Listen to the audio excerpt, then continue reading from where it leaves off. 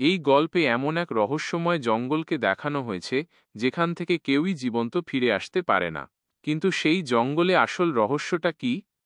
সিনেমার শুরুতেই আমরা জঙ্গলের মধ্যে একজন ফরেস্ট গার্ডকে দেখতে পাই, যিনি একটি কাগজে কিছু লিখে সেটি এক জায়গায় সেঁটে দিয়ে চলে যান। তাতে লেখা ছিল, আমি এই জঙ্গল থেকে একটি দেহ ধার নিয়ে যাচ্ছি। কয়েক বছর পরের গল্প দেখানো হয়। সেখানে আমরা লিনা নামের একটি মেয়েকে দেখি, যে ফরেস্ট অফিসারের চাকরি পেয়েছে, তাই সে তার ডিউটিতে যোগ দিতে যাচ্ছিল। হঠাৎই তার গাড়ির সামনে একটি হরিণ চলে আসে এবং লিনা কিছু বোঝার আগেই হরিণটি সেখান থেকে উধাও হয়ে যায়। লিনা বিষয়টি নিয়ে বেশি না ভেবে গাড়ি চালিয়ে রেঞ্জার হেডকোয়ার্টারে পৌঁছে যায়।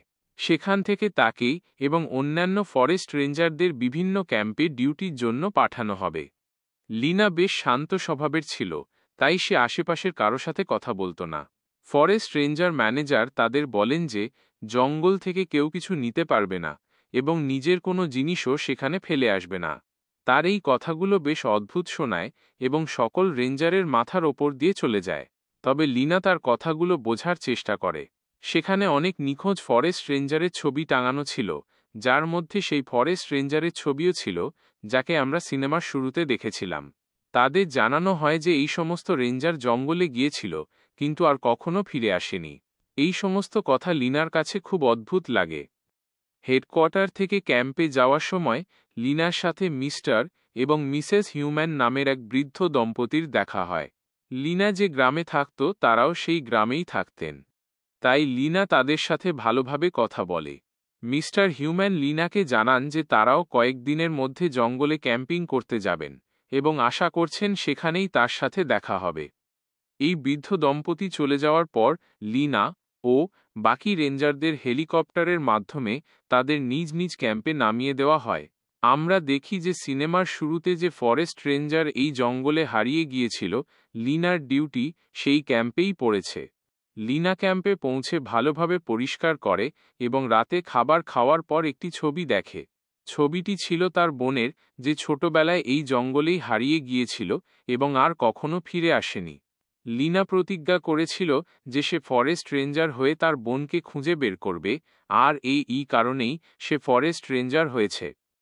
সময় গড়ানোর সাথে সাথে লিনা ক্যাম্পে এমন অনেক ফরেস্ট রেঞ্জারের নাম দেখে যারা আগে এখানে ডিউটিতে এসেছিল এবং এই ক্যাম্প থেকেই উধাও হয়ে গিয়েছিল। ব্যাপারটা খুবই অদ্ভুত ছিল, কিন্তু লিনা এসবে মন না দিয়ে ঘুমিয়ে পড়ে। পরদিন সকালে লিনা তার সিনিয়রের আদেশে কয়েকদিনের জন্য জঙ্গলে নজরদারি করতে বের হয়। যাওয়ার আগে সে রেডিওতে একটি খবর শোনে, যেখানে বলা হচ্ছিল যে জঙ্গলে ক্রমাগত মানুষ নিখোঁজ হচ্ছে, কিন্তু সরকার এই বিষয়ে কোনো পদক্ষেপ নিচ্ছে না। লিনা খবরটা শুনছিল, এমন সময় তার রেডিওর ব্যাটারি শেষ হয়ে যায়, তাই সে রেডিও ছাড়াই এগিয়ে যায়। কিছুক্ষণ পর রাত হলে সে একটু ভয় পেয়ে যায়, কারণ এটি তার প্রথম রাত ছিল এবং একজন নতুন ফরেস্ট রেঞ্জারের জন্য এটি ভীতিকর ছিল। কিন্তু সে এগোতে থাকলে একটি সিগন্যালের শব্দ শুনতে পায়, যা তার রেডিও থেকে আসছিল। লিনা রেডিও হাতে নিয়ে ভয় পেয়ে যায়, কারণ তাতে তো ব্যাটারিই ছিল না, তাহলে সিগন্যাল আসছে কিভাবে? এতে লিনা খুব ভয় পেয়ে যায় এবং তখনই তার সামনে সেই কালো হরিণটিকে আবার দেখতে পায়, যা সে গাড়ির সামনে দেখেছিল। কিন্তু লিনা কিছু বোঝার আগেই এবারও হরিণটি চোখের পলকে উধাও হয়ে যায়। তখনই জ্যাক নামের আরেকজন ফরেস্ট রেঞ্জার সেখানে আসে। লিনার মতোই তাকেও জঙ্গলে নজরদারির জন্য পাঠানো হয়েছিল। এরপর জ্যাক লিনাকে সাথে করে একটি ঝর্ণার কাছে নিয়ে যায়। সেখানে তারা দুজনে খেতে খেতে কথা বলতে শুরু করে। কথায় কথায় জানা যায় যে জ্যাক গত কয়েক বছর ধরে এই জঙ্গলে রেঞ্জার হিসেবে কাজ করছে, তাই জঙ্গল সম্পর্কে তার অনেক ধারণা আছে। রাত পোহানোর পর সকালে তারা আবার নিজ নিজ পথে রওনা হয়। যাওয়ার আগে জ্যাক লিনাকে তার রেডিওর জন্য ব্যাটারি দেয়। লিনা সারাদিনের ডিউটি শেষ করে ক্যাম্পে ফিরে আসে। ক্যাম্পে এসে সে বিশ্রাম নেওয়ার সময় তার বোনের কথা ভাবতে থাকে এবং জঙ্গলের মানচিত্র দেখতে দেখতে কয়েকটি জায়গা চিহ্নিত করে। এই জায়গাগুলোতেই সে তার বোনের সাথে এসেছিল। মানচিত্রে জায়গাগুলো চিহ্নিত করার পর লিনা প্রতিদিন সেখানে গিয়ে তার বোনের খোঁজ করার চেষ্টা করত, কিন্তু কোনো লাভ হয়নি। এভাবেই কিছুদিন কেটে যায়। এক রাতে লিনা যখন ঘুমাচ্ছিল, তখন হঠাৎ বাইরে থেকে কারো সাহায্য চাওয়ার আওয়াজ শুনতে পায়। বাইরে গিয়ে সে দেখে যে একজন আহত লোক সাহায্যের জন্য চিৎকার করতে করতে জঙ্গলের দিকে দৌড়াচ্ছে। লিনা টর্চ নিয়ে লোকটির পেছনে যায়, কিন্তু এক মুহূর্তের জন্য লোকটিকে দেখা গেলেও পরক্ষণেই সে উধাও হয়ে যায়। চারদিকে খুঁজেও লিনা লোকটিকে পায় না। সে ভয় পেয়ে ক্যাম্পে ফিরে আসে এবং ভয়ের চোটে সারা রাত ঘুমাতে পারে না। পরদিন লিনা এই ঘটনার কথা তার অফিসারকে জানায়। তাই জঙ্গলে অনেক রেঞ্জার এসে ভালোভাবে তল্লাশি চালায়। আমরা জানতে পারি যে লোকটি আগের দিনই তার প্রেমিকা জেনির সাথে ক্যাম্পিং করতে এসেছিল, কিন্তু হঠাৎই তারা দুজনেই নিখোঁজ হয়ে যায়। লিনা একথা শুনে অবাক হয়ে যায় এবং বাকি রেঞ্জারদের সাথে তাদের খোঁজার কথা বলে, কিন্তু অফিসার লিনাকে যেতে দেয় না এবং বাকি রেঞ্জারদের পাঠায়। তাকে ক্যাম্পেই থাকতে বলা হয়। অফিসারের নিষেধ সত্ত্বেও লিনা জেনি এবং তার বয়ফ্রেন্ডকে খুঁজতে বেরিয়ে পড়ে। সে ক্যাম্প থেকে অনেক দূরে জঙ্গলের গভীরে পৌঁছে যায়, যেখানে হঠাৎ তার ছোটবেলার স্মৃতি মনে পড়তে থাকে। এখানেই সে শেষবার তার বোনকে দেখেছিল। কিছুক্ষণ বিশ্রাম নেওয়ার জন্য সে সেখানে থামে। সন্ধ্যা হয়ে গিয়েছিল, কিন্তু সে তখনও জেনিকে খুঁজছিল। তবে এই গভীর জঙ্গলে লিনা জেনি বা তার বয়ফ্রেন্ডের কোনো খোঁজ পায় না। অনেকক্ষণ পর লিনা জঙ্গলে একটি মেয়েকে খুব অদ্ভুত অবস্থায় দাঁড়িয়ে থাকতে দেখে। তাকে দেখে মনে হচ্ছিল তার ওপর অনেক অত্যাচার হয়েছে। লিনা কাছে গিয়ে দেখে যে এই মেয়েটিই জেনি, যে তার প্রেমিকের সাথে নিখোঁজ হয়েছিল। জেনিকে তো পাওয়া যায়, কিন্তু তার বয়ফ্রেন্ডকে আশেপাশে কোথাও দেখা যায় না। অনেক খোঁজাখুঁজির পর লিনা বাকি রেঞ্জারদের সব কথা জানায়। ফলে সব রেঞ্জার সেখানে পৌঁছে যায় এবং লিনার এই কাজের জন্য অফিসার তাকে খুব বকাঝকা করে।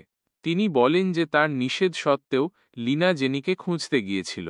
যদিও লিনা ভালো কাজ করেছিল, কিন্তু আদেশ অমান্য করার কারণে তাকে কয়েকদিনের মধ্যেই চাকরি ছাড়তে হবে। এই সময়ের মধ্যে লিনাকে ক্যাম্পে থাকতে হবে এবং বাইরে কোথাও যাওয়া যাবে না। সব রেঞ্জারও লিনার ওপর খুব রেগে যায়, কিন্তু লিনা বুঝতে পারে না যে সে জেনিকে খুঁজে বের করার পরেও প্রশংসার বদলে তাকে চাকরি থেকে বরখাস্ত করা হলো কেন। ক্যাম্পে ফিরে এসে সে মন খারাপ করে বসে থাকে, কিন্তু তার আর ক্যাম্পে মন লাগে না। আরও একবার নিয়ম ভেঙে লিনা পেট্রোলিংয়ে বের হলে সে অনুভব করে যে কোনো এক অদ্ভুত ছায়া তার পিছু নিয়েছে।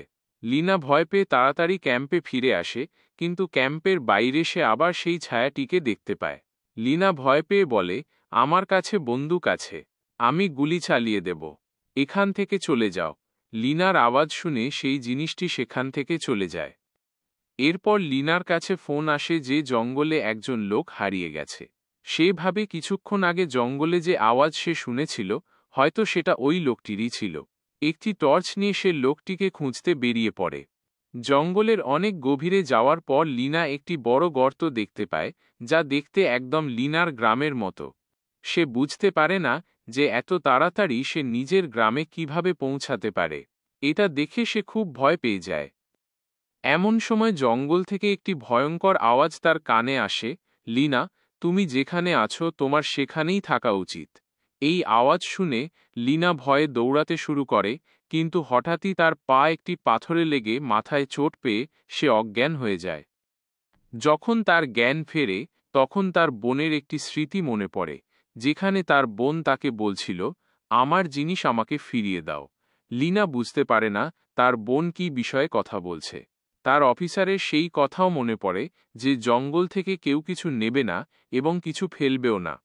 লিনা মানসিকভাবে খুব বিপর্যস্ত হয়ে পড়েছিল এবং কোনো কথাই বুঝতে পারছিল না। সে রেডিওর মাধ্যমে অফিসারের সাথে যোগাযোগ করার চেষ্টা করছিল। এমন সময় সে দেখে যে একটি গাছ থেকে রক্ত ঝরছে।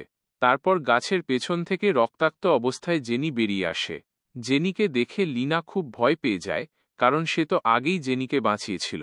ভয়ে লিনা মাথা নিচু করে মাটিতে বসে পড়ে এবং ভাবতে থাকে যে এসব সত্যি হতে পারে না। কিন্তু জেনিকে এখানে দেখার কারণ সে বুঝতে পারে যে হয়তো তার জেনিকে বাঁচাতে যাওয়া উচিত হয়নি। সে জঙ্গলের নিয়ম ভেঙেছে এবং হয়তো একারণেই এই অভিশপ্ত জঙ্গল জেনির আত্মাকে বারবার তার সামনে নিয়ে আসছে। লিনা ভয়ে দৌড়াতে দৌড়াতে জঙ্গলের আরও গভীরে চলে যায়, যেখানে সে হঠাৎ মিস্টার এবং মিসেস হিউম্যানকে দেখতে পায়, যারা ক্যাম্পিং করতে এসেছিল। তাদের দেখে লিনা কিছুটা স্বস্তি পায় এবং সাহায্যের জন্য চিৎকার করতে করতে এগিয়ে যায়। কিন্তু সে অবাক হয়ে দেখে যে মিস্টার হিউম্যান তাকে দেখতেই পাচ্ছেন না। সে চিৎকার করছিল, কিন্তু তাদের কাছে সে অদৃশ্য ছিল। এটা দেখে লিনা আরও অবাক হয়ে যায়। কিছু দূর এগিয়ে সে আরেকজন রেঞ্জারকে দেখতে পায়, কিন্তু কাছে গিয়ে দেখে যে সেটা তারই অন্য রূপ, যে হাতে বন্দুক নিয়ে মিস্টার এবং মিসেস হিউম্যানের একজনকে সরাসরি গুলি করে দেয়। এই দৃশ্য দেখে লিনা আরও বেশি ভয় পেয়ে যায়। সামনে এগিয়ে লিনা দেখে যে তারা মিস্টার ও মিসেস হিউম্যানের বুক চিরে ফুসফুস বের করে পোড়াচ্ছে। এই ভয়ঙ্কর দৃশ্য দেখে লিনার শোচনে বোঝার ক্ষমতা যেন শেষ হয়ে গিয়েছিল। লিনা ভয়ে সেখান থেকেও দৌড়াতে শুরু করে এবং কিছুটা দূরে জঙ্গলে দেখে যে সেখানকার গাছগুলোতে নিখোঁজ মানুষদের পোস্টার লাগানো আছে। সে পোস্টারগুলো দেখতে থাকে এবং তার মধ্যে একটি পোস্টার তার বোন ম্যাডিরও ছিল, যে বহু বছর আগেই জঙ্গলে হারিয়ে গিয়েছিল। লিনা সেই পোস্টার নিয়ে ক্যাম্পে ফিরে আসে, কিন্তু ক্যাম্পে ঢোকার সাথে সাথেই তার মনে হয় ক্যাম্পটি তার বাড়ির মতো হয়ে গেছে। সে দেখে যে তার মা নিজের আঙুল চিবিয়ে খাচ্ছেন এবং তাকে বলছেন, যা নিয়েছিস তা ফিরিয়ে দে। লিনা সিঁড়ি বেয়ে ওপরে গিয়ে দেখে যে সেখানে তার বোন ম্যাডির শেষকৃত্যের প্রস্তুতি চলছে, যার মানে ম্যাডি মারা গেছে এবং তাকে কফিনে রাখা হয়েছে। কিন্তু লিনা যখন কফিন খুলে দেখে, তার ভেতরে সেই কালো হরিণটি পড়েছিল যা সে বারবার দেখছিল। এটা দেখে লিনা আরও ভয় পেয়ে যায়। এরপর সে একটি ঘরে যায় যেখানে অনেক জল ভরা ছিল এবং সেই জলের মাঝে তার বোন ম্যাডি দাঁড়িয়েছিল। ম্যাডি তাকে দেখে বলে, তুমি সেখানেই আছো যেখানে তোমার থাকা উচিত ছিল। কথা বলে ম্যাডি সেখান থেকে উধাও হয়ে যায়। কিছুক্ষণ পর লিনার অফিসার সেখানে আসে। লিনা অফিসারকে দেখে বলে, তুমি সত্যি নাকি বিভ্রম? জবাবে অফিসার বলে, আমি সত্যি এবং আমি এখানে তোমাকে কিছু বলতে এসেছি। আমি জানি তুমি এখন কি দেখছ। আসলে তুমি এখন ক্যাম্পে নেই। হয়তো তুমি অন্য কোনো জায়গায় আছো, কারণ এই জঙ্গল অভিশপ্ত। এখানে কেউ হারিয়ে গেলে তাকে কখনো খোঁজা উচিত নয়, কারণ এমনটা করলে এই জঙ্গলের আত্মা সেই ব্যক্তির পিছু নেওয়া শুরু করে। আর এই জঙ্গল জীবন্ত। তুমি জেনিকে বাঁচিয়ে খুব বড় ভুল করেছ এবং তার জন্য তোমাকে প্রায়শ্চিত্ত করতে হবে। আমি তোমার বোন ম্যাডিকে খুঁজে পেয়েছিলাম, কিন্তু আমি ওকে বাঁচাইনি, কারণ জঙ্গলে কাউকে না কাউকে বলিদান দিতেই হয়। অফিসার আরও বলে, দেখো, যদি তুমি এই জঙ্গলে নিজেকে বাঁচাতে চাও, তাহলে তোমাকে কাউকে না কাউকে মারতে হবে এবং তার দেহ এই জঙ্গলের হাতে তুলে দিতে হবে, না হলে একদিন এই জঙ্গল তোমাকেও গিলে ফেলবে। এসব শুনে লিনা ভেঙে পড়ে, কারণ সে কারও প্রাণ নিতে পারবে না। অফিসার আরও জানায়, আমি অনেক পাপ করেছি এবং আমার জন্যই এই জঙ্গলে অনেক মানুষ হারিয়ে গেছে। কিন্তু তাদের হারিয়ে যাওয়ার পর আমি তাদের আর কখনো বাঁচাইনি, কারণ আমি জানতাম যে এই জঙ্গলের একটি বলিদান প্রয়োজন।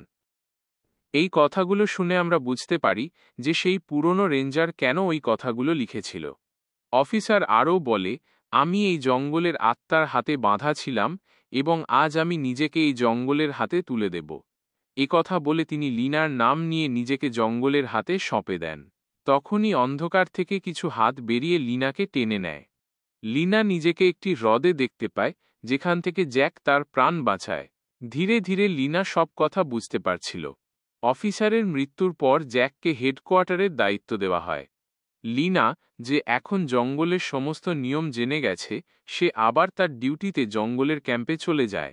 কিন্তু একদিন জঙ্গলে পেট্রোলিং করার সময় একজন হারিয়ে যাওয়া পর্যটক তার সামনে আসে। সে লিনাকে জিজ্ঞাসা করে, তুমি সত্যি নাকি মিথ্যা? লিনা, যে এখন জঙ্গলের সব নিয়ম জানে, সে আর নিজের জীবন বিপদে ফেলতে চায় না। তাই সে লোকটিকে বলে, আমি তোমার কল্পনা মাত্র। কথা বলে সে কোনো সাহায্য না করেই সেখান থেকে এগিয়ে যায়। আর এরই সাথে এই সিনেমা এবং গল্পটি এখানেই শেষ হয়ে যায়।